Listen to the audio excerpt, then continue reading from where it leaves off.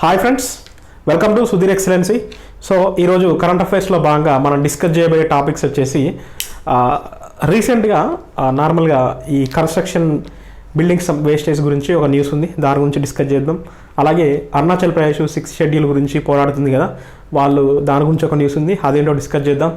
అలాగే ఈ మధ్య అంటే సుప్రీంకోర్టు వాళ్ళు నిన్న ఒక జడ్జిమెంట్ ఇవ్వడం జరిగింది, అంటే రిజర్వేషన్ల గురించి. సో అదేంటో డిస్కస్ చేద్దాం.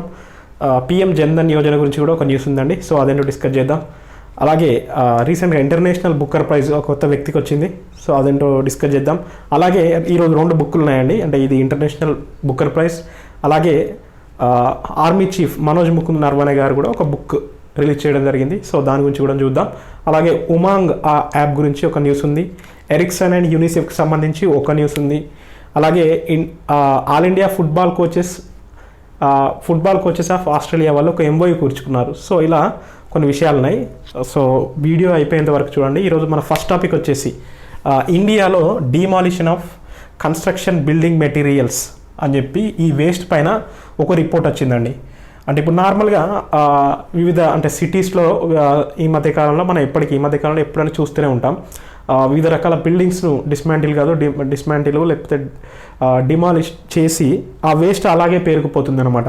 అంటే ఎంత అంటే దాదాపు 6,500 టన్స్ పర్ డే నార్మల్గా డిమాలిష్ చేస్తున్నారు ఇండియాలో ప్రస్తుతానికి. అంటే ఒక ఇయర్లో ఎంత అంటే 150 మిలియన్ అండి, 150 మిలియన్ టన్స్ పర్ ఇయర్ అనమాట.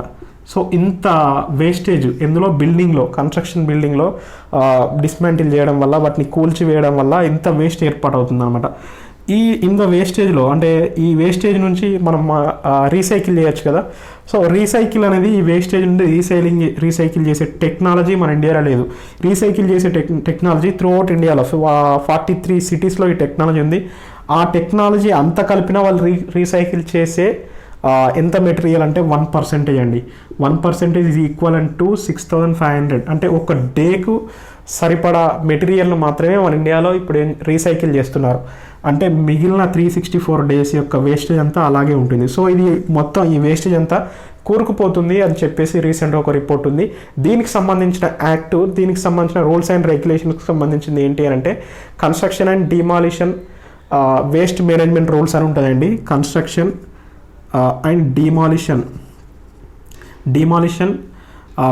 వేస్ట్ అండ్ మేనేజ్మెంట్ రూల్స్ అని ఉంటాయండి. సో ఇది 2016లో దీనికి చేశారు, దీనికి సంబంధించిన రూల్స్.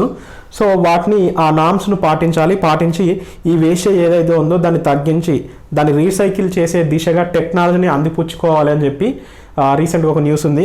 ఇప్పుడు నార్మల్గా మనం స్వచ్ఛ భారత్ మిషన్లో సాలిడ్ వేస్టేజ్ ట్రీట్మెంట్ ప్లాంట్స్ అని మనం ఏర్పాటు చేసాం, ఎస్టీపీ సాలిడ్ వేస్టేజ్ ట్రీట్మెంట్స్ అని.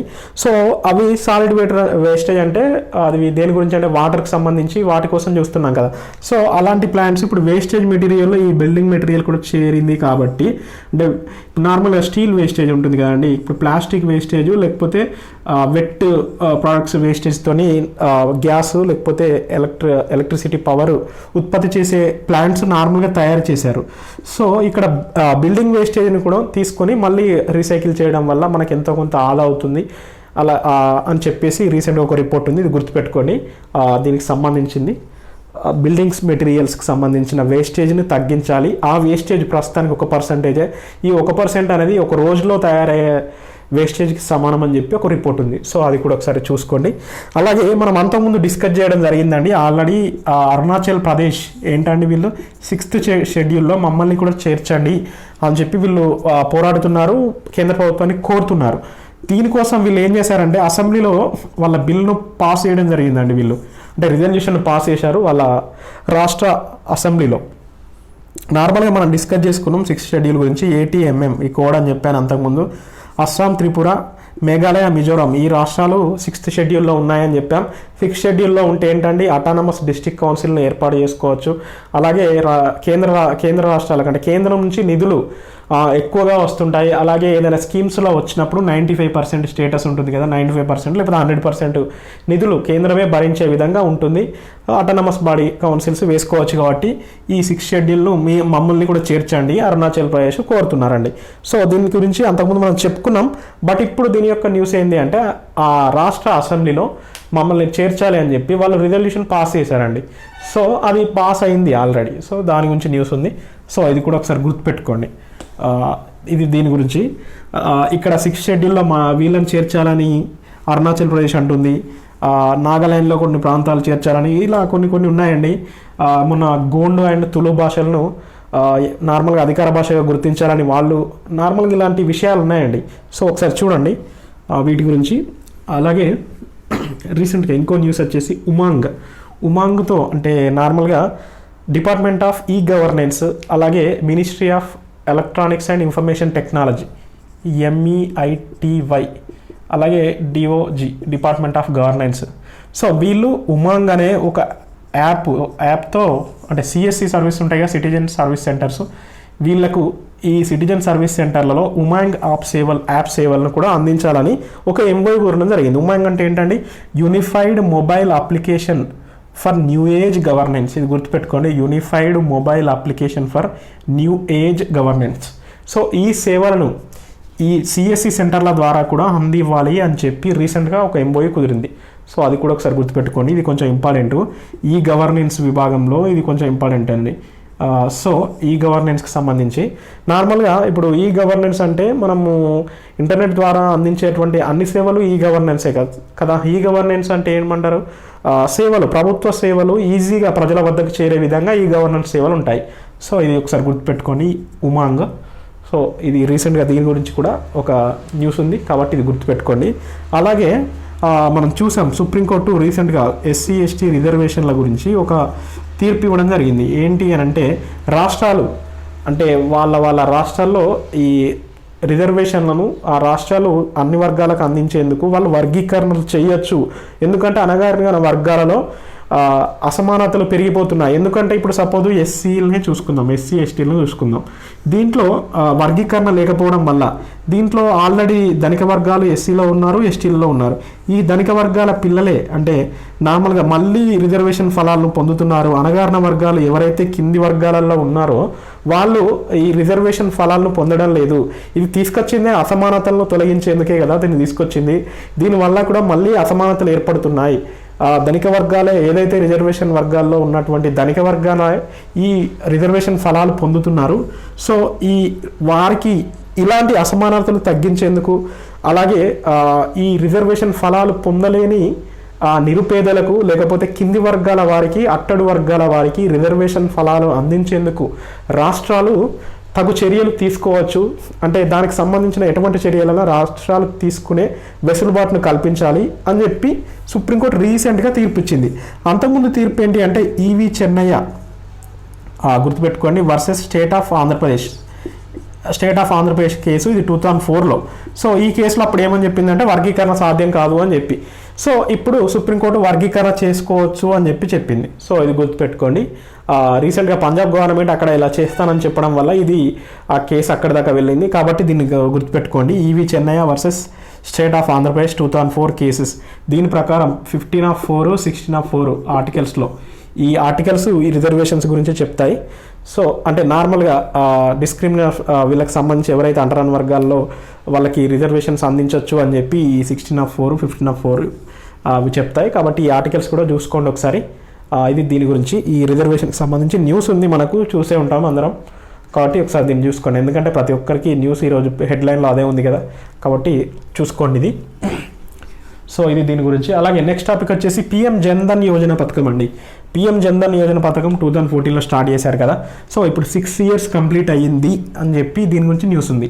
సో నార్మల్గా దీని యొక్క పనితీరు బాగుంది అని చెప్పి ఇప్పుడు జన్ధన్ యోజన అకౌంట్తోని నార్మల్గా అప్పుడు జీరో అకౌంట్ అంటే జీరో అమౌంట్తో ఈ అకౌంట్ ఇచ్చారో మనకి తెలిసిన విషయమే.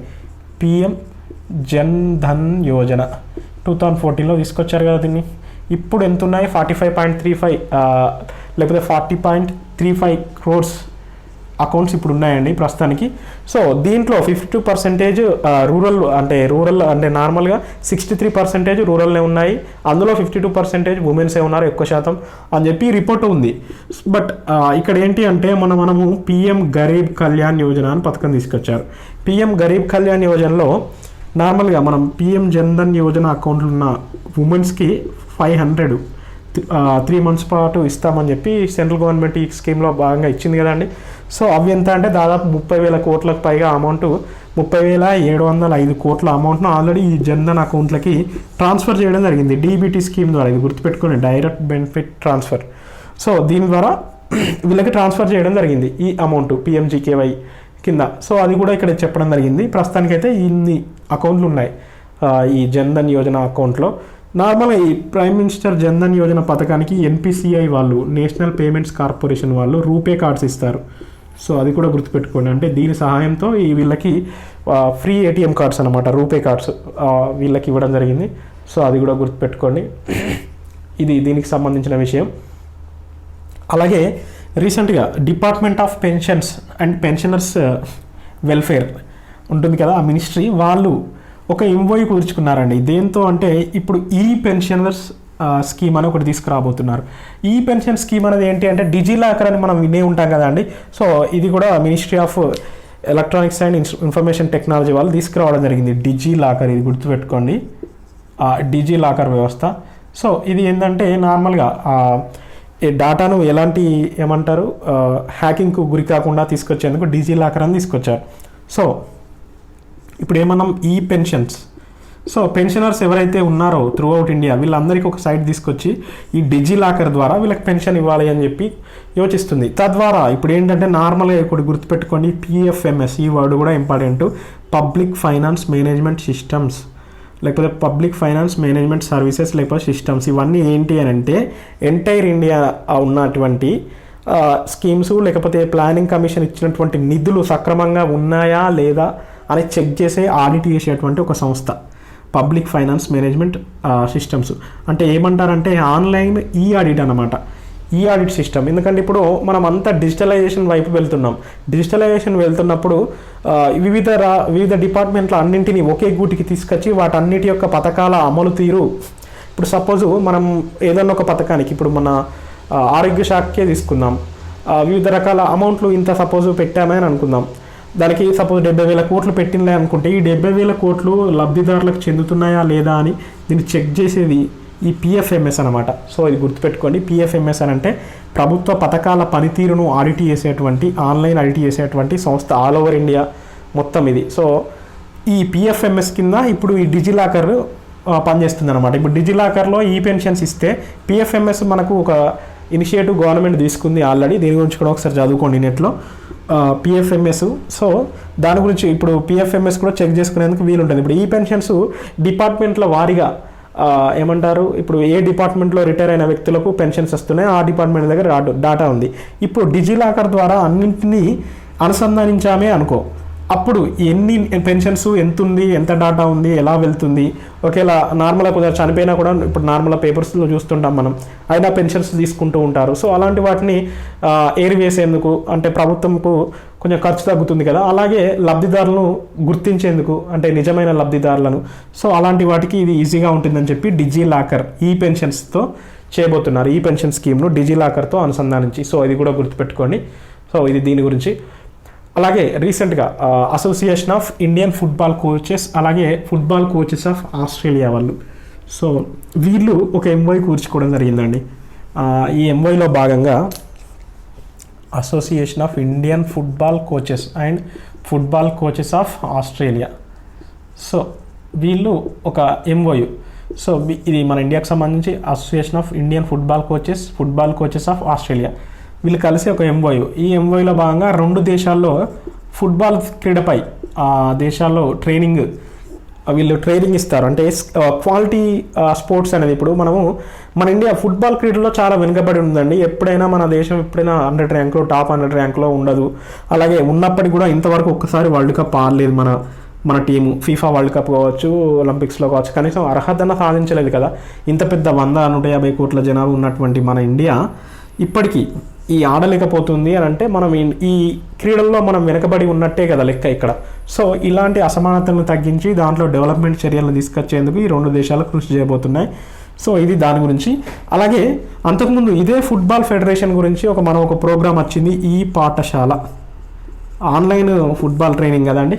సో అది కూడా ఒకసారి గుర్తుపెట్టుకోండి. సో అది దాని గురించి. అలాగే నెక్స్ట్ వచ్చేసి ఎరిక్సన్ అనే సంస్థ యూనిసెఫ్తో కలిసి, ఎరిక్సన్ అనేది ఇప్పుడు యూనిసెఫ్తో కలుస్తున్నటువంటి ఒక ఫస్ట్ ప్రైవేట్ కంపెనీ అండి. ఇది డచ్ సంబంధించినటువంటి కంపెనీ. సో ఈ సంస్థ యూనిసెఫ్తో కలిసి అంటే ఇంటర్నెట్ మ్యాపింగ్ టెక్నాలజీని లేకపోతే ఇంటర్నెట్ కనెక్టివిటీ తీసుకురావాలని. ఇంటర్నెట్ కనెక్టివిటీ ఎందుకు అని అంటే ఇప్పుడు లాక్డౌన్ నేపథ్యంలో పిల్లలు మనము యూనిసెఫ్ చాలాసార్లు లాక్డౌన్ నేపథ్యం వల్ల చాలామంది 463 million people through out the world అంటే ఆన్లైన్ విద్యకు నోచుకోవట్లేదు, పాఠశాలకు దూరం అయ్యారని మనం రిపోర్ట్స్ చూసాం చాలాసార్లు. సో ఇప్పుడు ఈ ఇంటర్నెట్ కనెక్టివిటీ 35 కంట్రీస్లో తీసుకురావడానికి అంటే 2023 నాటికల్లా తీసుకురావడానికి ఎవరు అంటే ఎరిక్సన్ అండ్ యూనిసెఫ్ అంటే ఎరిక్సన్ యూనిసెఫ్తో కలిసి ఈ పని చేయబోతుంది. సో ఇలా చేయబోతున్నటువంటి ఫస్ట్ ప్రైవేట్ ఆర్గనైజేషన్ అంటే ప్రైవేట్ కంపెనీ అనమాట. ఇప్పుడు యూనిసెఫ్ ఏదైనా సేవలు చేసినప్పుడు ఎన్పిఓ లేకపోతే ఎన్జిఓ, నాన్ ప్రాఫిట్ ఆర్గనైజేషన్ లేదా నాన్ గవర్నమెంట్ ఆర్గనైజేషన్ అంటాం. సో ఇది అలాంటి కాదండి. ఇది ఇక్కడ ఎన్పిఓ ఎన్జిఓ అంటే ఓకే, అది ఏంటంటే అవి నాన్ ప్రాఫిట్. ఇది ఎరిక్సన్ అనేది డైరెక్ట్ ప్రైవేట్ కంపెనీ. ఇది అంటే ఇది ఒక లాభదాయకమైన పొజిషన్లో ఉన్నటువంటి కంపెనీ. సో ఇక్కడ నాన్ ప్రాఫిట్ అంటే ఇది ఎలాంటి లాభాపేక్ష లేనటువంటి సంస్థలను నాన్ ప్రాఫిట్ ఆర్గనైజేషన్, దాని అర్థమే అది కదా. బట్ ఇక్కడ ఈ సంస్థ ఎరిక్సన్ ఇప్పుడు మనము కంపెనీ కాబట్టి ఇలాంటి కంపెనీ అయినప్పటికీ ఇప్పుడు యూనిసెఫ్ దీంతో కలిసి ఈ సేవలను వివిధ అంటే 35 కంట్రీస్లో ఇవ్వాలని చూస్తుంది. ఎందుకు అంటే లాక్డౌన్ నేపథ్యంలో పిల్లలకి ఏమంటారు ఆన్లైన్ ఎడ్యుకేషన్ను ఇచ్చే విధంగా ఉండాలని చెప్పి ఇది తీసుకొచ్చారు. సో ఇది దీని గురించి. అలాగే రీసెంట్గా డిఫెన్స్ మినిస్టర్ రాజ్నాథ్ సింగ్ గారు DGNCC అనే ఒక పోర్టల్ లేకపోతే అప్లికేషన్ యాప్ని తీసుకొచ్చారండి, DGNCC. సో ఈ ఎన్సీసీ ట్రైనింగ్ కోసం ఇప్పుడు DGNCC అంటాం. ఏంటి అంటే డైరెక్టర్ జనరల్ ఎన్సీసీ అంటే నేషనల్ క్యాడెట్ క్రాప్సే కదండి. సో ఎన్సీసీ ట్రైనింగ్ను ఆపకుండా ఉండేందుకు ఇప్పుడు ఎన్సీసీ ట్రైనింగ్ లాక్డౌన్ వల్ల ఆగిపోయిందండి. సో దానికోసం ఈ యాప్ తీసుకొచ్చి వాళ్ళ ట్రైనింగ్ను కొనసాగించే విధంగా ఎవరో ట్రైనింగ్ ఎన్సీసీ వాళ్ళ యొక్క ట్రైనింగ్ను కొనసాగించే విధంగా రాజ్నాథ్ సింగ్ గారు ఈ యాప్ను తీసుకొచ్చారండి. డిఫెన్స్కి సంబంధించింది కదండి ఎన్సీసీ. సో వాళ్ళు ఈ యాప్ని తీసుకొచ్చారు. ఈ ఎన్సీసీ వాళ్ళ ట్రైనింగ్ను ఇచ్చేందుకు తీసుకొచ్చినటువంటి ఒక యాప్ ఇది. సో రీసెంట్గా ఇది స్టార్ట్ అయింది. అలాగే రీసెంట్గా డిఫెన్స్ గురించి ఇంకొక న్యూస్ ఉంది ఈరోజు. నార్మల్ ఇప్పుడు చీఫ్ ఆఫ్ ఆర్మీ స్టాఫ్ అలాగే చీఫ్ ఆఫ్ ఆర్మీ స్టాఫ్ లేకపోతే మళ్ళీ ఆర్మీ చీఫ్ రెండు దీనికి సంబంధించి ఎవరు అని అంటే మనోజ్ ముకుంద్ నిర్వాణే గారు కదండి, army general. So Manoj Mukund Nirvane గారు ఒక బుక్ను రీసెంట్గా రిలీజ్ చేయడం జరిగింది. ఆ బుక్ పేరు ఏంటంటే national security challenges for young students perspective అనమాట. బుక్ పేరు నేషనల్ సెక్యూరిటీ. సో ఈ బుక్ను రీసెంట్గా రిలీజ్ చేయడం జరిగింది. ఈ బుక్ ఏంటి అని అంటే నార్మల్గా దీనికి ఉంది ఏంటంటే national security challenges young students లేకపోతే యంగ్ స్కాలర్స్ పర్స్పెక్టివ్ లేకపోతే. సో ఇది గుర్తుపెట్టుకొని national security challenges young scholars perspective అని చెప్పి ఈ బుక్ పేరు.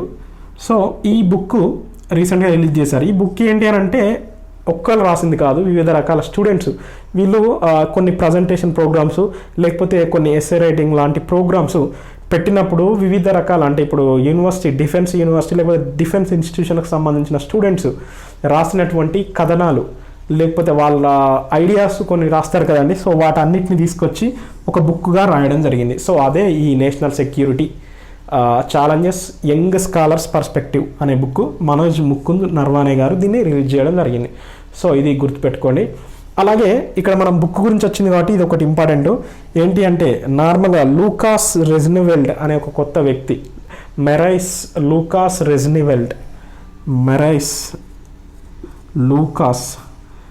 రెజ్నివెల్డ్. సో ఈయన డచ్కు సంబంధించిన వ్యక్తి.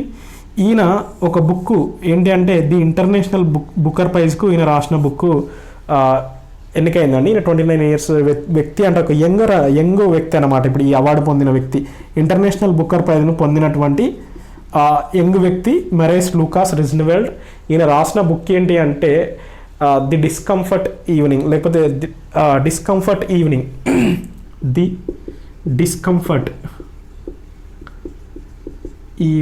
అనేది బుక్ పేరు గుర్తుపెట్టుకోండి. ది ఇంటర్నేషనల్ బుకర్ ప్రైజ్ ఇతనికి వచ్చింది, మెరైస్ లూకాస్ రెజ్నివెల్డ్. సో ఇతనికి వచ్చింది. ఈయన రాసిన బుక్ ఏంటంటే ది డిస్కంఫర్ట్ ఈవినింగ్.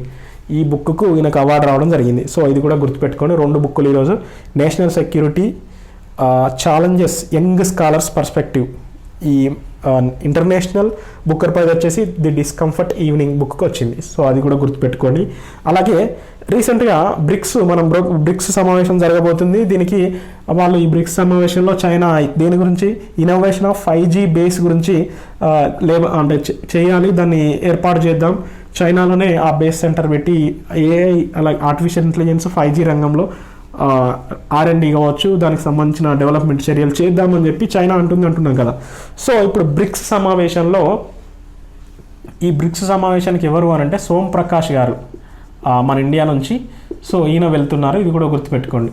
సో ఇది ఈయనకు సంబంధించిన విషయం, ఇది ఒకసారి గుర్తుపెట్టుకోండి. బ్రిక్స్ ఎవరండి? సోమ్ ప్రకాష్ గారు ఈ మీటింగ్కి వెళ్ళబోతున్నారు. ఇది ఈరోజు దీని గురించి అండి. మనం అంతకుముందు బ్రిక్స్కి సంబంధించి చాలాసార్లు మనకు న్యూస్ వచ్చింది.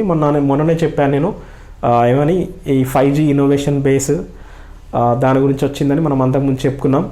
సో ఇది రీసెంట్గా మనం ఈ టాపిక్స్ ఏమైనా వచ్చినప్పుడు దానికి సంబంధించినటువంటి రిలేటెడ్ టాపిక్స్ ఏది వచ్చినా కూడా ఒకసారి చూసుకోండి. మీరు చూసుకోవడం వల్ల ఈజీగా ఉంటుందండి.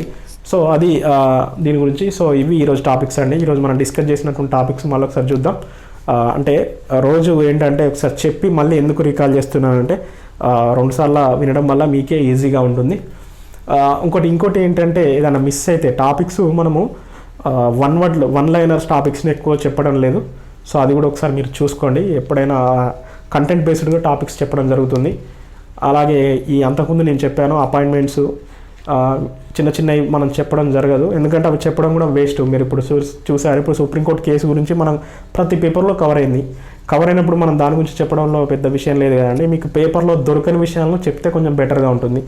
అన్ని పేపర్లో వచ్చేటి మనం చెప్పడం వల్ల కూడా ఉపయోగం ఉండదు, ఎందుకంటే అందరు చదివే ఉంటారు అలాంటి టాపిక్స్. మళ్ళీ నేను చెప్పడంలో పెద్దగా ఉపయోగం లేదని నేను అనుకుంటున్నాను. మీకు దొరకని కంటెంట్ని చెప్పడం వల్ల మీకు యూస్ఫుల్ ఉంటుంది. సో అది నా ఇంటెన్షన్. సో అది ఈరోజు మనం మళ్ళీ రీకాల్ చేసే టాపిక్స్ ఏంటి అని అంటే, ఇండియా కన్స్ట్రక్షన్ డిమాలిషన్ వేస్ట్ ఉంది కదా, అంటే కన్స్ట్రక్షన్ వేస్ట్ పైన ఒక రిపోర్టు, అలాగే ఏం చేయాలో అది కూడా చూశారు. అలాగే అరుణాచల్ ప్రదేశ్ 6th షెడ్యూల్లో చేర్చాలని కోరుతుంది కదా, దానికోసం రిజల్యూషన్ వాళ్ళు బిల్ పాస్ చేయడం జరిగింది వాళ్ళ అసెంబ్లీలో, దాని గురించి చూసినాం. అలాగే రాష్ట్రాలు రిజర్వేషన్స్కై వాళ్ళకి సంబంధించిన ఎన్నో చేసుకోవచ్చు, అంటే సబ్ కేటగిరీస్ని ఏర్పాటు చేసుకోవచ్చు అని సుప్రీంకోర్టు ఇచ్చిందిగా తీర్పు. సో దాని గురించి డిస్కస్ చేసినాం మనం. జన్ధన్ యోజన 6 సంవత్సరాలు అయిందని చెప్పి దాని గురించి చూసినాం. అలాగే ఇంటర్నేషనల్ బుక్కర్ ప్రైజ్ మెరైజ్ లుకాస్ రెజ్నివెల్డ్కు వచ్చింది. సో దాని గురించి కూడా డిస్కస్ చేసినాం. ఆ బుక్ ఏంటండి? The discomfort evening. సో అది డిపార్ట్మెంట్ ఆఫ్ పెన్షన్స్ వాళ్ళు ఈ పెన్షన్స్ అని డిజిలాకర్తో ఏమంటారు కనెక్ట్ చేయాలని చూస్తున్నారు, అది కూడా డిస్కస్ చేసినాం. ఉమంగ్ యాప్ గురించి డిస్కస్ చేసినాం. అలాగే ఇండియన్ ఫుట్బాల్ కోచెస్, అలాగే ఆస్ట్రేలియన్ ఫుట్బాల్ కోచెస్ ఒక MOU, అలాగే ఎరిక్సన్ యూనిసెఫ్తో ఒక MOU, రాజ్నాథ్ సింగ్ గారు DGNCC యాప్ తీసుకొచ్చారు, మనోజ్ ముకుంద్ నర్వానే గారు national security challenges young scholars perspective అనే ఒక బుక్ రిలీజ్ చేశారు. సో ఇవి మనం డిస్కస్ చేసిన టాపిక్స్ అండి. మన ఛానల్ పేరు తెలుసు కదండి, సుధీర్ ఎక్సలెన్సీ. మేము చెప్పే కంటెంట్ కనుక మీకు నచ్చితే దీన్ని లైక్ చేయండి, షేర్ చేయండి, సబ్స్క్రైబ్ చేయండి. థ్యాంక్ యూ అండి. Thank you for watching.